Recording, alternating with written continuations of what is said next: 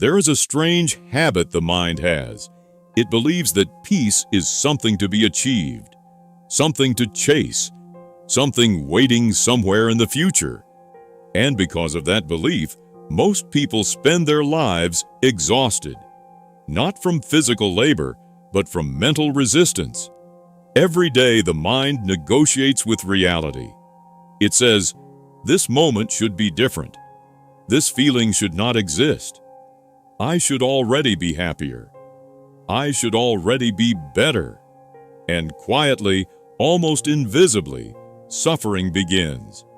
Not because life is unbearable, but because the mind refuses to allow life to be what it already is.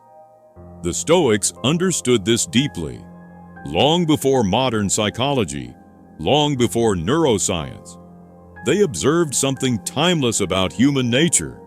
They realized that most suffering is not created by events themselves, but by the interpretation attached to them. Epictetus once wrote, "Men are disturbed not by things, but by the views they take of them." At first, that idea sounds simple, almost too simple. But if you sit with it long enough, it begins to change the way you see everything. Because suddenly you notice something. A difficult feeling appears, and immediately the mind labels it. Bad, wrong, unwanted. A thought enters awareness. And instead of allowing it to pass naturally, you fight it, you analyze it, you attempt to remove it. And strangely but of all, the more effort you apply, the stronger it becomes, the more desperately you try to force calm. The more agitated the mind becomes, the more intensely you chase happiness, the more distant it feels. This is the paradox most people never fully recognize. Inner peace cannot be forced. It appears only when force ends. Think about sleep. No one falls asleep by demanding it. No one drifts peacefully into rest through tension and control. Sleep emerges when resistance softens, when effort dissolves, when the mind finally stops interfering. Peace works the same way. Happiness works the same way. Freedom works the same way. Yet most people approach the inner world with aggression. They attempt to dominate thoughts, suppress emotions, control every outcome. And because life refuses to obey perfectly, they remain trapped in quiet frustration. The Stoics never promised a life without difficulty. They promised something far more valuable, the ability to remain steady within difficulty. Marcus Aurelius wrote, "You have power over your mind, not outside events. Realize this, and you will find strength." Notice what he did not say. He did not say you can control reality. He did not say you can eliminate pain. He did not say you can guarantee comfort. He pointed inward, toward perception, toward judgment, toward response. This is where freedom begins, not in controlling the world, but in understanding the mind. And the moment this understanding deepens, a subtle transformation starts to occur. You begin noticing how often your suffering comes from expectation. You expect people to behave a certain way. You expect yourself to always feel motivated. You expect life to unfold according to your plans. And every time reality deviates from those expectations, the mind reacts with tension, frustration, disappointment, anxiety. But reality itself is not the true source of suffering. Resistance is the refusal to allow reality to exist without argument. This becomes especially visible in desire. Desire is incredibly persuasive. It whispers, "You'll finally feel complete once you achieve this. Once you earn more. Once you are admired. Once people validate you. Once you become successful." And because these desires appear reasonable, the mind obeys them endlessly. But there is something deceptive hidden beneath desire. Every desire quietly reinforces the belief that the present moment is insufficient, that you are insufficient, that fulfillment exists somewhere else. So the chase continues. And strangely, Boo, even after achieving what you once desperately wanted, the feeling rarely lasts. The mind recalibrates. It creates another target, another condition, another requirement for happiness. Seneca observed this perfectly. It is not the man who has too little, but the man who craves more, that is poor. This is not an argument against ambition. The Stoics were not teaching passivity. They were teaching detachment. There is a profound difference between pursuing goals and depending on goals for emotional stability. One creates growth, the other creates suffering. You can work hard without attaching your worth to outcomes. You can strive without becoming psychologically enslaved by results. And when this distinction becomes clear, life changes in subtle but profound ways. You still act, you still move forward, you still care, but the invisible weight disappears. The crushing pressure, the desperate need for certainty, the constant fear of failure. Action becomes cleaner, more deliberate, more intelligent, because anxiety no longer contaminates effort. The mind begins operating from clarity rather than compulsion. And perhaps for the first time, you experience what genuine presence feels like. Not presence as an idea, but as direct experience. You notice small things again, the sound of rain, the movement of light across a room, the rhythm of your breathing, a conversation without mentally rehearsing responses, a walk without rushing toward the next moment. These things were always available, but constant striving made them invisible. The mind obsessed with becoming cannot fully experience being. This is why modern life often feels strangely empty.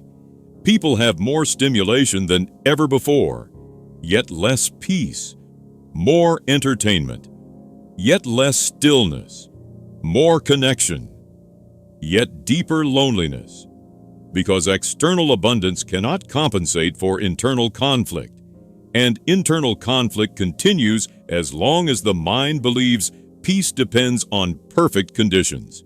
But life will never become perfectly manageable. There will always be uncertainty, discomfort, loss, unexpected change. The Stoics accepted this completely. They understood that suffering increases whenever reality is compared against an imaginary ideal. And because of this understanding, they trained themselves differently, not to eliminate challenge, but to transform their relationship with challenge. Imagine how much energy is wasted fighting things beyond your control. Other people's opinions, past mistakes, future uncertainty, random outcomes, temporary emotions. The mind attempts to manage all of it simultaneously, and eventually exhaustion becomes unavoidable. But something extraordinary happens when attention shifts inward. Instead of asking, "How do I control everything?" you begin asking, "What is actually within my control?" Suddenly the noise begins separating itself. Your thoughts? Not fully controllable. Your emotions? Not fully controllable. External events? Certainly not controllable. But your judgment, your perspective, your response, these remain yours. And this realization changes the quality of experience itself, because now discomfort is no longer treated as an emergency. It becomes something observable, temporary, fluid. A feeling appears, and instead of immediately resisting it, you watch it, without adding judgment, without constructing identity around it, without panicking. And something fascinating happens. The feeling loses intensity, not because you eliminated it, but because you stopped feeding it resistance. Most emotional suffering survives through attention and interpretation. The mind keeps returning to it, measuring it, evaluating it, trying to remove it. and that constant interference prevents natural resolution. But observation without resistance creates space. The emotion moves naturally, like weather passing through the sky. This is one of the deepest forms of strength, not suppression, not denial, not control, but calm awareness, the ability to remain present without becoming consumed. And over time, this practice reshapes the mind itself. You become less reactive, less fragile, less dependent on external validation. Challenges still arrive, but they no longer destabilize your entire identity. Failure becomes information instead of catastrophe. Discomfort becomes temporary instead of defining. Silence becomes peaceful instead of threatening. Even relationships begin to change. When your self-worth is no longer dependent on approval, conversations become more authentic. You stop performing constantly. You stop trying to manufacture perfect impressions. You begin listening more deeply, responding more honestly, existing more naturally, because there is less fear underneath interaction, less need to prove, less need to control perception. And perhaps most importantly, you stop abandoning the present moment. Most people live psychologically somewhere else, regretting the past, anticipating the future, comparing themselves constantly, rarely inhabiting life directly. But when attachment softens, presence expands, and with presence comes a kind of quiet richness. Not excitement, not intensity, something deeper, a calm appreciation for existence itself. This does not mean life suddenly becomes easy. It means struggle stops multiplying unnecessarily. The Stoics knew pain was inevitable, but psychological suffering, much of it is optional, generated internally through resistance and judgment. This is why acceptance is so powerful, not passive resignation, but intelligent cooperation with reality, seeing clearly what is, without demanding it become something else first. And strangely, the moment you stop demanding peace, peace begins appearing naturally. The moment you stop forcing happiness, moments of happiness emerge unexpectedly. The moment you release the obsession with controlling life, life feels lighter. This is the paradox. Freedom appears when compulsion dissolves, not because the world changes, but because your relationship to the world changes. And perhaps this is what true maturity really means. Not becoming invulnerable, not achieving permanent happiness, but developing the capacity to remain grounded amidst uncertainty, to experience discomfort without panic, to pursue goals without attachment, to act without desperation, to live without constantly arguing with reality. There is immense dignity in that kind of life, a quiet strength, the kind that does not need recognition, because it is internally anchored.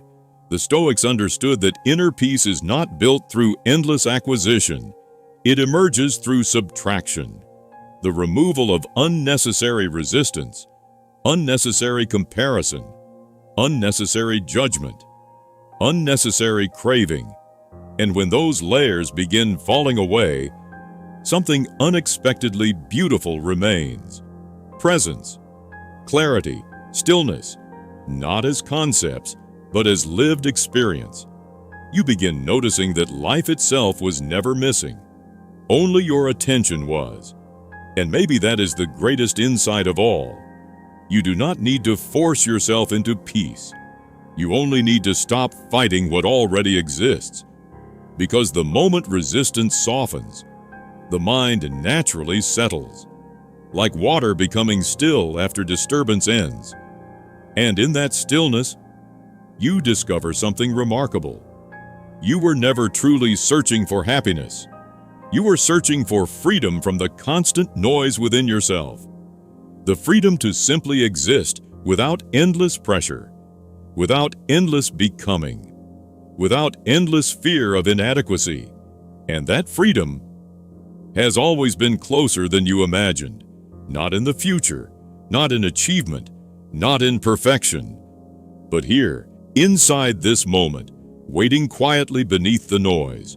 So take a breath. Release the weight you were never meant to carry. Allow thoughts to come and go. Allow feelings to rise and fade. Allow life to unfold without demanding certainty from it. And slowly, almost invisibly, you may notice something changing. Not the world, but the way you stand within it. Calmer, lighter, more grounded, more free. Not because life became perfect, but because you stopped asking it to be. And perhaps that is where peace truly begins.